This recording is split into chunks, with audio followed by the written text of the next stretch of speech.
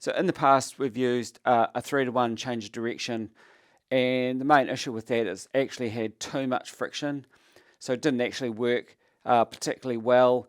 And the other thing is, because we're using just 10 meters of cord for this setup, the key thing with it is it had very little extension.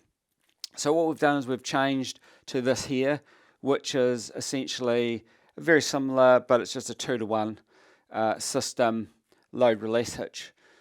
So which is much better, has enough friction for what we need, and also has around 4 meters of extension compared to a 3-to-1, which is around 2.5 meters. So it's a really good compromise. And what we're going to do here is we're going to go over tying this, and also so tying it like this, then tying it off with a mule overhand, and then what we're going to be doing is showing you how to release it. There'll be another video that'll be linked in at some stage, or either during the video or at the end, about all the testing we did on this, because it's 20 kilonewtons, has a lot of friction, and that's not only testing, brake testing and slow pull testing, it's also practical use testing. First things first, before we get into tying, we need some materials.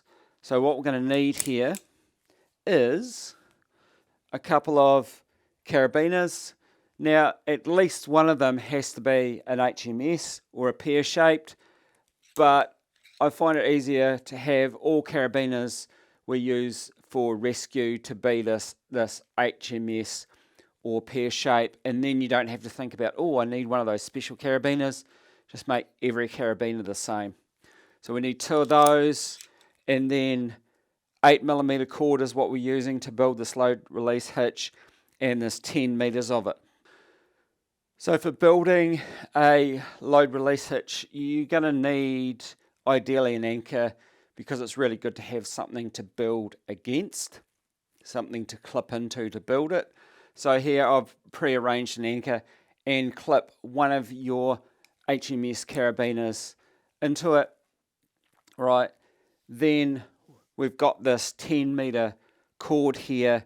First thing we need to do is create a figure 8 on a bite. So let's do that, and we want to make it nice and small and compact as reasonably possible. And I do my good standard knot tying technique where I cinch things down, making sure I've got a suitable tail. This loop here is nice and small because it's only needing to fit onto that carabiner. Cool. So what I do is I get my next carabiner, I clip it into a bite, have it facing downhill as well, and then I put a loop. So the key thing with this is it's on the inside. So I create a loop like this, so it's on the inside, clip it through, and then I can adjust at this point the length I want of my load release hitch. So in general, it's about a hand span, which I know to be about 20 centimeters. That's sort of a good guide. So I don't want it too long, too short. I need some space here to be able to tie this thing off.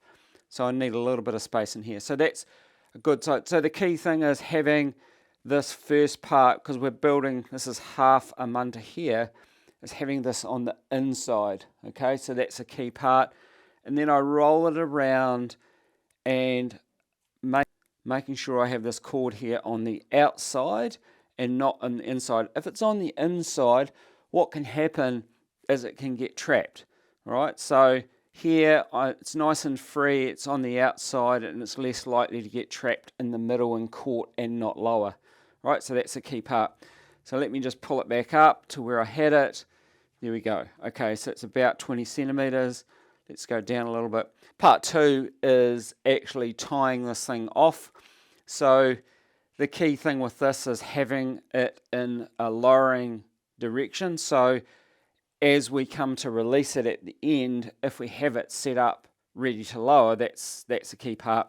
So first thing we do, we've got the standing here, end here, and we create a loop we thread this standing end around and through that loop, okay, above the figure of 8. That's the key part. So the first one is above the figure of 8, and we cinch that down by pulling your hand on top of that loop and pulling it down nice and tight. So we cinch it down.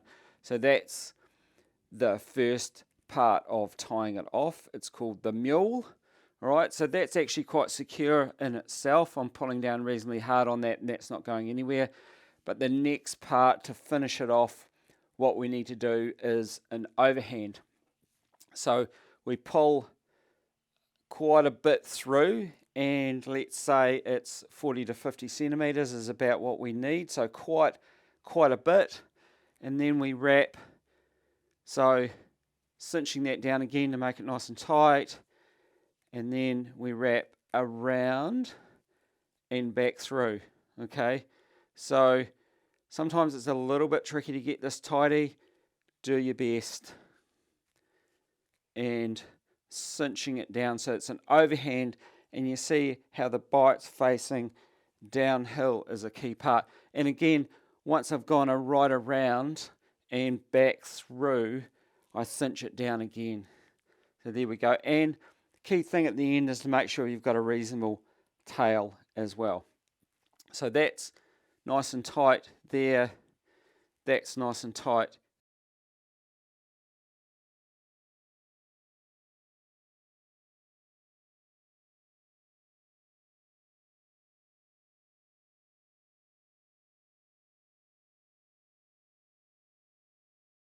Kind of stop a knot in the end, because if I'm lowering this off, at least I've got something to say, hey, I'm coming towards the end, to let me know to not lower that through the system.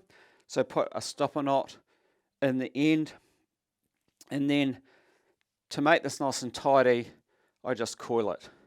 So I'm just going to coil it back and forth in my hand. Nice and small coils. And then what I do is I wrap around those coils a couple of times. I put a bite through and then over the top. All right, so all I'm doing is just making that nice and tidy, just so I don't have a whole lot of rope flapping around. But if someone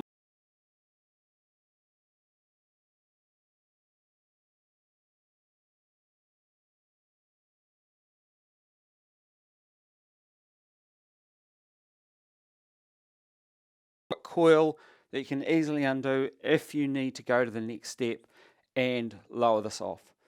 Okay, so now we've got a bit of load on here. So put a bit of load on, and we want to lower this thing off because we need to lower off the system. Maybe we've got a high directional pulley or a change of direction, and the stretcher or the person's coming past that particular pulley, so we need to be able to lower it. So the key thing with lowering is thinking about a munter and how you get friction on a munter is you need to be on the downhill side, or this side, not the top side, not up here. If this was running along a flat ground, you need to be in front of it facing the munter, because that's where you get maximum friction for your munter. All right, so first thing that we do when we're actually lowering this thing off is, because we've coiled this rope, we need to make sure we uncoil this first, right? And the key thing is, if you're in the act of lowering, you want to make sure this is nicely flaked. So I find a good spot and I flake that nicely onto the ground. All right, so it's got no twists and no knots and is ready to go. So that's the first important point. Second one is I take this overhand out, because remember I talked to you before where this here, the mule part, was actually holding it really nicely. As long as I hang on to this bite, that's all good. The next part is I use my hand over the munter here, and I put my hand over, and that basically now means I can do something else with my other hand.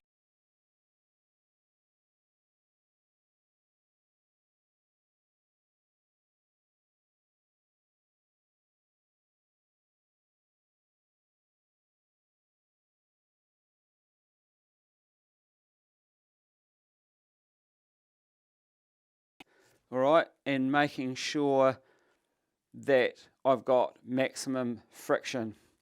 All right, so there we go. I'm holding it in the downwards direction to get maximum friction on the munter. So the other thing I'm doing here is the minimum amount obviously is going to be one hand on the rope. So there's maximum amount of friction. That's having trouble lowering. So if I'm having trouble lowering, I can maneuver this up, and there we go. Now it's got a little bit less friction because I've got less wrap around the carabiner in this location. Right, so I'm lowering it down, and I'm using both hands on the rope to lower it off in a controlled manner through the 2-to-1 load release hitch. Hey, thanks for watching the video. Thanks for coming along. If you have any comments, please put them below and I'll get back to you as soon as I can. And also, the key thing about this is we've done a whole bunch of testing on this to make sure it's actually good. We just don't show you a technique unless we've actually tested it thoroughly. So as I mentioned at the beginning, there is a blog post that relates to this as well. So go and check that out. There'll be a link in the show notes as well. And if you liked it, please subscribe and catch you next time.